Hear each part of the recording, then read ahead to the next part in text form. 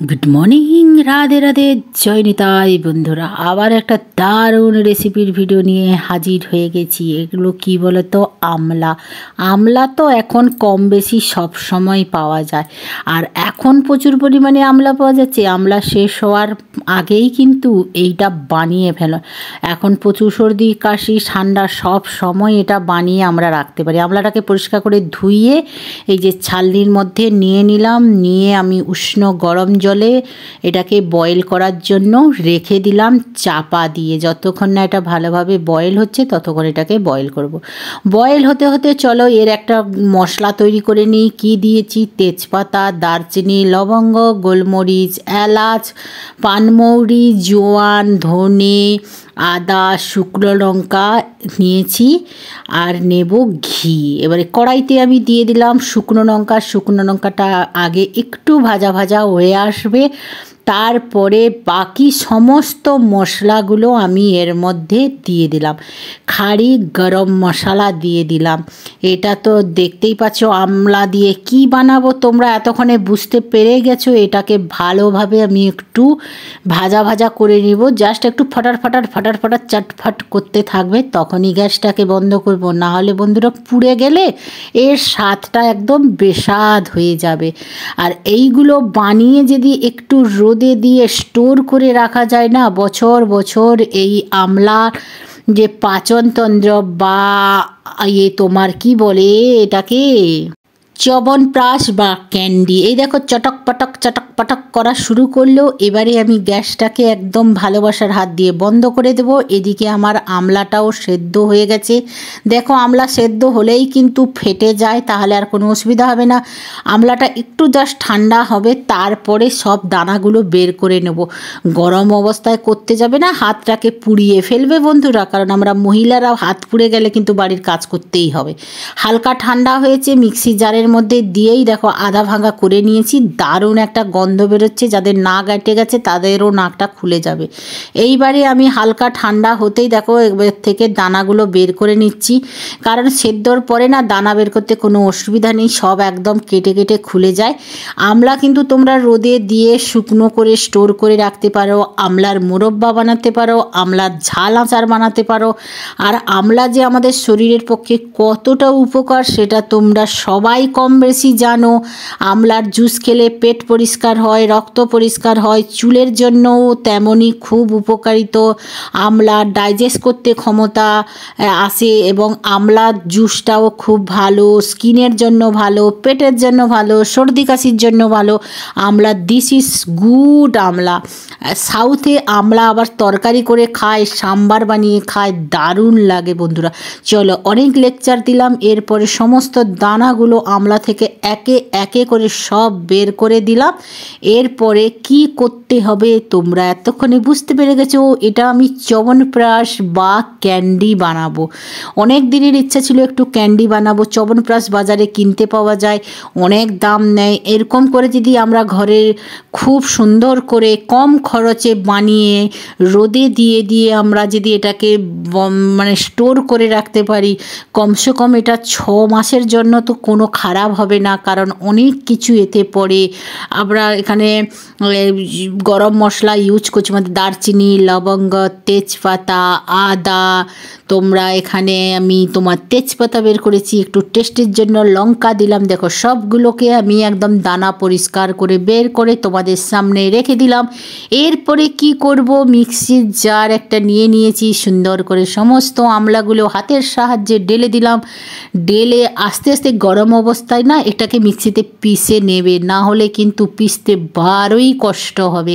এই দেখো আমি একটা সুন্দর করে একদম মিহি পেস্ট করে নিয়েছি। তোমরা দেখতেই পাচ্ছ যে একদম দারুণভাবে পেস্ট হয়েছে। এটাকে মুখে লাগালে মুখটা ভালোভাবে খেতে পারো, কিন্তু খুব সুন্দর হয়েছে। চলো এটাকে সাইডে রেখে দিয়ে বাকি কাজটা শুরু করি। এরপরে একটা প্লেটের মধ্যে আমি 200 গ্রাম গুড় নিয়ে নিয়েছি। যেহেতু আমার আমলাটা 1 কিলো, তাই আমি 200 থেকে 250 গ্রাম গুড় নিয়ে এটাকে ভালো করে ছুরির সাহায্যে টুকরো টুকরো করে কেটে নিয়েছি। এরপরে একটা কড়াই বসিয়ে দিলাম। কড়াইতে আমি পরিমাণ মতন একটু ঘি দেব। ঘিটা একটু বেশি করে দিতে হবে, কারণ ঘিয়ের স্বাদ হাওয়াই চাই বন্ধুরা।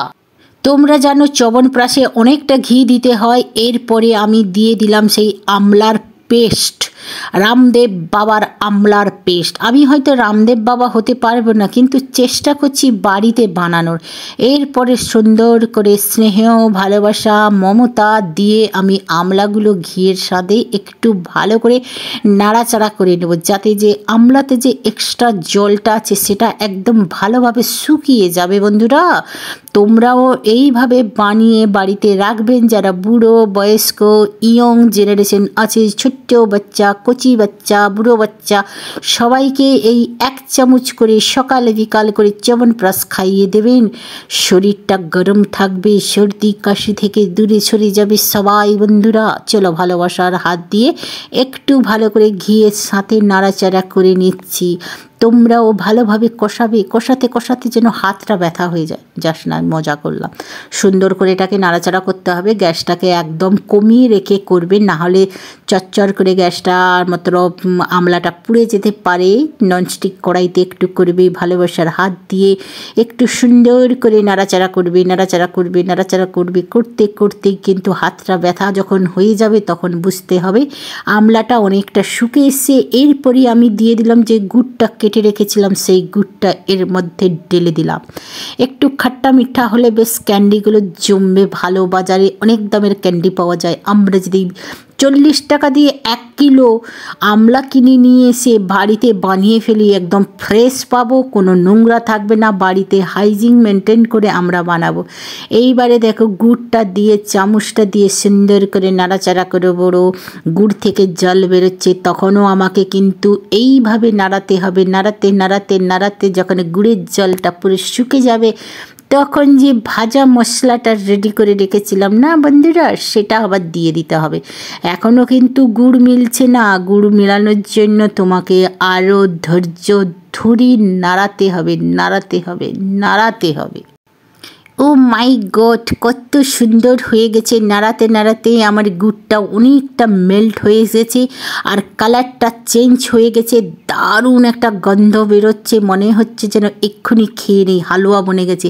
আমি একটু লেবুর রস দিলাম। আমলাতে কিন্তু যখন বানাবে না, তখন একটু লেবুর রস দিতেই হবে, দিলে কিন্তু আরও একটা স্বাদ বেরিয়ে যাবে। এরপরে আমি এখানে দিয়ে দিলাম কি বলো তো, এটা হাফ বাটির মতন কর্নফ্লাওয়ার গুঁড়ো দিয়ে দিতে হবে। কর্নফ্লাওয়ার গুঁড়ো দিয়ে আবারও তোমাকে নাড়াতে হবে, নাড়াতে হবে, না হলে কিন্তু কর্নফ্লাওয়ারগুলো একদম দোলা দোলা পেকে যাবে। এখানে যেহেতু জল ইউজ করবে না, তাই সুন্দর করে নাড়াতে হবে। কর্নফ্লাওয়ারটা দিলে কিন্তু এটা বেশ থকথকে ভাব হবে। এরপরে আমি দিলাম সেই ভাজা মশলা। ভাজা মশলা মতলব গরম মশলা, যে পান মৌরি, এলাচ, দারচিনি, লবঙ্গ, আদার পাউডারটা এর মধ্যে পরিমাণ মতন ছোট চামচের 4 চামচ 5 চামচ দিয়ে দিলাম। দেওয়ার পরে আরও সুন্দর করে এটা নাড়াতে হবে, নাড়াতে হবে, নাড়াতে হবে। তোমরা তো চ্যবনপ্রাশ খেয়েছো যে কতটা পরিমাণের গরম মশলা পড়ে ওঠে, আরও অনেক কিছু দেয়। আমি কিন্তু তত কিছু দিলাম না। টেম্পোরারি আমার বাড়িতে যেইগুলো থাকে সংসারে, সেইগুলো দিয়েই আমি আজকের এই চ্যবনপ্রাশ বা ক্যান্ডি বানাচ্ছি। দেখো কতটা কমেও এসে, 1 কড়াই থেকে এখন হাফ কড়াই হয়ে গেছে, তার চেয়েও কম হয়ে গেছে। নাড়াতে নাড়াতে যখন আরও সুন্দর গন্ধ বেরোবে, দারুণ একটা হয়ে গেছে। মনে হচ্ছে যেন আমার একদম বাজারের রামদেব বাবার চ্যবনপ্রাশ বানিয়ে ফেললাম। বন্ধুরা কি সুন্দর হয়েছে। যারা নিতে চাও আমার সঙ্গে কন্ট্রাক্ট করো, আমি হোম ডেলিভারি করে দেবো একদম ফ্রিতে। যারা চাইছো আমাকে কন্ট্রাক্ট করলেই আমি দিয়ে দেবো, কমেন্ট করে জানাবে। এদিকে একটা থালাতে আমি চিনির পাউডার নিয়ে নিয়েছি, কারণ ক্যান্ডিগুলো চিনির পাউডারে গোলা করব আমি। এরপরে হালকা ঠান্ডা হয়ে গেছে, হাতের সাহায্যে আমি দেখো সুন্দর করে করে করে করে গোল বানিয়ে নিচ্ছি। দিয়ে চিনির পাউডারের মধ্যে দিয়ে দোলা পাকিয়ে আমি ছোট্ট ছোট্ট গোল গোল করে ক্যান্ডি বানিয়ে নেব। আমরা লাড্ডু তপ্পি চ্যবনপ্রাশ, রামদেব বাবার চ্যবনপ্রাশ কে চাও? লাড্ডু চাও রামদেব বাবার? চলো রামদেব বাবার মতন সব কিছু গোলা করে করে চিনির পাউডারে দিয়ে সুন্দর করে রোল করে করে এগুলোকে স্টোর করে ফ্রিজে রেখে দিতে পারো, বা একটা ডব্বার মধ্যে, কাঁচের ডব্বার মধ্যে রেখে একটু রোদে দিয়ে কিছুদিনের জন্য স্টোর করে রাখতে পারো। যখন খুশি খেতে পারো। ছোট বাচ্চার হাতে দিয়ে দিবে, বল বড় বাচ্চার 101 থেকে 100 বছরের সবাই খেতে পারো। কেমন লাগলো আজকের আমার এই চ্যবনপ্রাশ আমলার ক্যান্ডি বা চ্যবনপ্রাশ? কমেন্ট করে অবশ্যই জানাবে। তাহলে বন্ধুরা তোমরাও বানিয়ে খাও আর আমাকে কমেন্ট করে অবশ্যই বলবে, ভুলবে না।